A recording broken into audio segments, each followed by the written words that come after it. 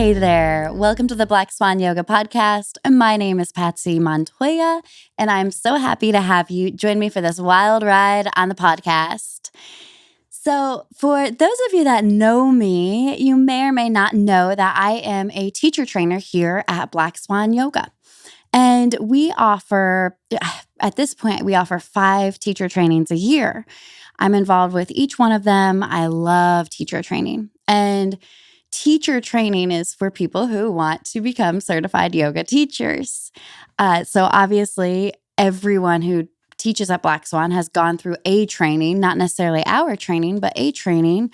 And most people have gone through some sort of training if they're teaching yoga.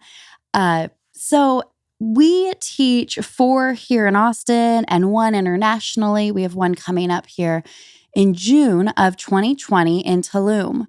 So there's a lot of trainings, a lot of things to get ready for, and a lot of questions constantly being asked. Almost daily, I would have someone come up to me, email me, call me, whatever it is, and ask me something about teacher training.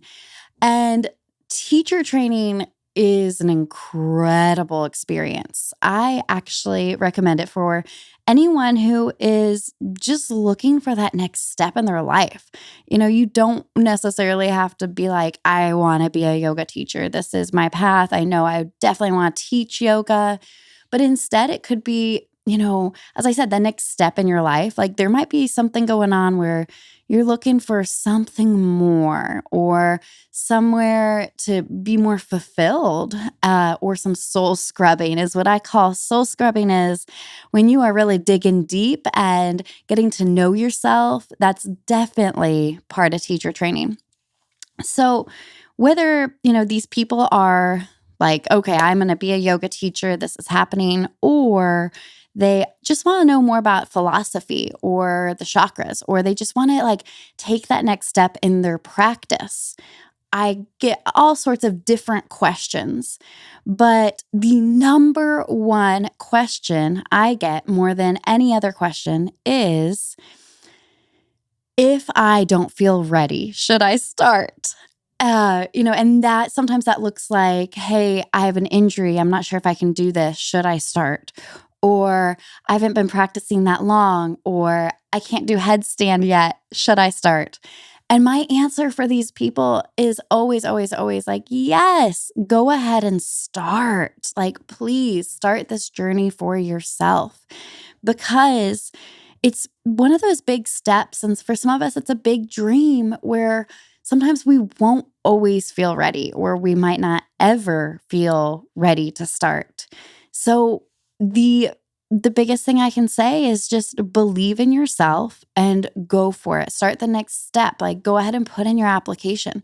Go ahead and submit other questions about how to get it started. What's the schedule look like? And I think that that's a really good lesson for many of us in life when we really want to go after something big. We have this yearning of, this huge dream or this goal of mine, but I'm not ready yet. I don't feel ready yet. I have to do X, Y, and Z before I get there. And I'm sure whatever X, Y, and Z are, that's great. And prepare, yes. But don't feel like you have to do all that stuff. Sometimes we actually hold ourselves back. We allow that fear to come in and look like we're not ready. But in fact, you can do whatever, you set your mind to. So, let's look at different scenarios for teacher training. A lot of people, might get injured right before, or they have an injury, an ongoing injury. And so they're saying, I'm not sure if I can do it. Should I start yet? And for teacher training in particular, the asana practice, asana is the physical poses, the physical part of the practice. That's like such a small part compared with everything else that you're going to absorb and learn and take in and then transform into your life. So with that, I always say you can always, for the physical part, you can always either modify depending on the injury and, do something different. Or you can also sit out and witness and watch, observe, which can be such a profound place in general. I recommend anyone who is on the path of becoming a yoga teacher to observe quite a few classes. I think we say here at Black Swan, like 20 classes. Just take notes, sit in the back of the class, read the energy of the room, notice how the teacher moves, and you get a lot out of that. It's really incredible for me to see a student who might be resistant to observing, maybe bummed about their injury.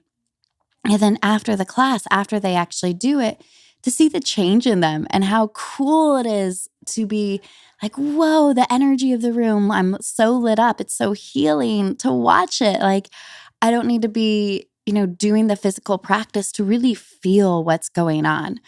So that's one thing that I say. And then other people, it just like, I'm not ready. I haven't been practicing enough. Something that I loved a few years ago, we had someone take their first yoga class here at Black Swan, never has done yoga ever before. And that same day, he ended up signing up for teacher training. And to me, that's such a great example of if you love something, like, and you know how they say, like, love at first sight, then maybe you should just dive into it. As I said before, we hold our own selves back so often, and fear is manipulative. Fear will come in looking like other things, such as I'm not ready or I need to prepare more. When in fact, you might be telling yourself that you're the rest of your life, because a lot of times we don't totally feel like we're ready to do those big dreams and to do those big goals. So I say just dive in and go for it. That particular person who did yoga teacher training the first day that he or signed up for it, the first day he took a class, he did marvelous. He's teaching yoga now. It's so incredible to witness that you can have the power of, I like this. I'm attracted to this. I'm going to go with this. I'm going to let my heart lead me to this in a deeper, more profound way. And I'm not going to let anything hold me back. So I really encourage you to look at, your own goals and see where in your life you're telling yourself that you're not ready. Maybe it's something like, maybe it's like talking to your boss about promotion. Maybe it is taking up a new hobby. Maybe it is going to training of some sort, maybe not yoga, and seeing where you are telling yourself I'm not ready, and then dive into that. Like, really study that because you are ready. You have all the tools inside of you. And it's one of those things of just take the first step. It might not be easy right away. And maybe you need more guidance and more training as you start in. And maybe it's terrifying. That's a huge thing. Maybe it's quite terrifying, but you're going for it. And you're saying to yourself, like, I'm not going to let fear hold me back anymore. And how amazing is that? Like, really take a moment to think, what will stop me if I stop being afraid? Wow. In fact, I want to take a moment with you because I think that that's a really profound thing. I remember my mom, when I was in college, she gave me this little jewelry box that she's really into quotes. I love quotes too. And the quote on the jewelry box, I don't know who it's by, but it said, "What would you do if you weren't afraid of failing?" Wow. What would I do if I was not afraid of failing? Probably a lot. So, if you're at a place where you can actually take a moment for yourself, I would love to spend the next few moments with you just in a meditation to release fear, to say goodbye to whatever it is that is holding you back. Now, if you're driving, maybe you just listen in, soak in the good juju, the good vibes, and continue to pay attention to the road. Be careful, please. Be mindful. But if you can, have a seat and try to bring something of yourself onto the ground. Maybe you actually have a seat on the ground, or maybe you just bring your feet onto the ground, onto the floor. And then close your eyes. And just begin to soften into right here, right now. So often fear, we live in like fear of the future, which brings up anxiety. And we forget to be present right now. So let's start there. Let's start with the breath. Begin to slow down your breath and begin to deepen your breath. Maybe you take a few deep inhales through your nose, but then exhale out your mouth. Let it go. And find softness. Find softness between your eyebrows, around your shoulders, around your jaw. Relax. And with every inhale, begin to really invite more confidence, more of this feeling of not just confidence, but I'm going to say like spontaneous, being spontaneous, like doing these things that just go for it, being spontaneous. And for some of us, that might be like having that wild hair, like, ooh, it's such a big deal. But as you inhale, invite that into your life. Because that in itself can be very empowering. Wow, I just went for it. Every inhale, invite courage, invite the sense of I'm going to go for it. I'm just going to do it. And then with every exhale, begin to say goodbye to that fear. Say goodbye to that underlying chit-chat that we say to ourselves. Maybe it's stories that we tell ourselves. Maybe it's things that just are not true, but we're getting in our own way. Every exhale, say goodbye to that stuff, that junk. Deep inhales. Slow exhales. Take a couple moments here, friends.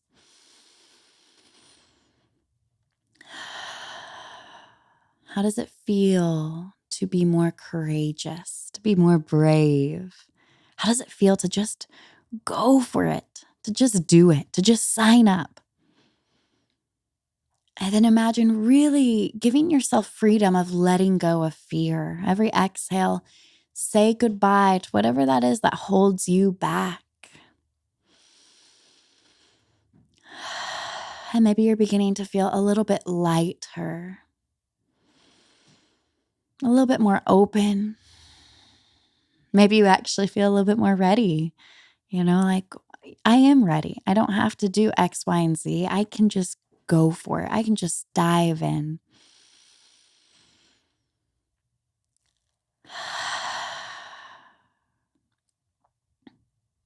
And then opening your eyes when you're ready. Thank you so much for taking that moment with me.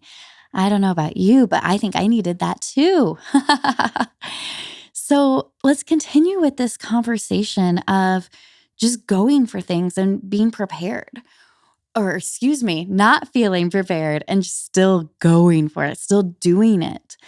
And something along the same lines that I recommend is talking to people who might be in a certain field that you're interested or might be doing something that you want to be doing and asking them questions and seeing what it's like, getting their advice, because that's going to start this sort of ripple effect for them. They're going to keep you in their mind when something opens up or when they know that you could learn more from whatever it is. So they give you a call. And also putting yourself out there to ask for something that is big because you deserve it. And I say asking for something that's big. And what I'm talking about with this is those huge, wild dreams that I'm saying that you may not feel like you deserve or that you're not ready for. Ask the universe for it. Ask your boss for it. Ask your friend for it. And fearlessly, because you really never know what's going to happen. I have recently, I guess in the last year or so, I've decided to just put myself out there. And if there's something that I want or that is really piquing my interest, I'm going to ask for it, because the worst that's going to happen is I'll be in the exact same situation I'm in now without that, whatever it is. And I'm grateful. I love my life. And So maybe that's also part of this conversation is the non-attachment. We call that in yoga aparigraha. Can we go after these big, huge plans and goals and dreams with an open palm without being so attached that we're going to be, crushed if we don't get it? Knowing that this whole journey and this process and this wild ride of life is really the gem of where we are. And can we find gratitude while still seeking and still searching and still learning and still going after things? For me, I think that's a huge thing is finding that gratitude even when I'm working my ass off and keeping the gratitude when it doesn't work out in my favor. Like, how do I do that? How do I find gratitude when I literally have fallen on my face and not sure how to get back up again? Well, for me, we have a podcast about gratitude in general. And so I really recommend listening to that. But for me, it's looking at the details. I just fell on my face. Well, fuck, that hurt. That sucks. Like my ego's hurt, whatever it is. Like at least and everyone always says, at least I. And I know for a lot of you listening, you might be saying, well, that's a cop out to say, at least I have this, even though I'm devastated over this. Okay. Allow yourself to feel the mourning process of not getting whatever it is, but that doesn't mean that you can't be grateful that you still have whatever you have.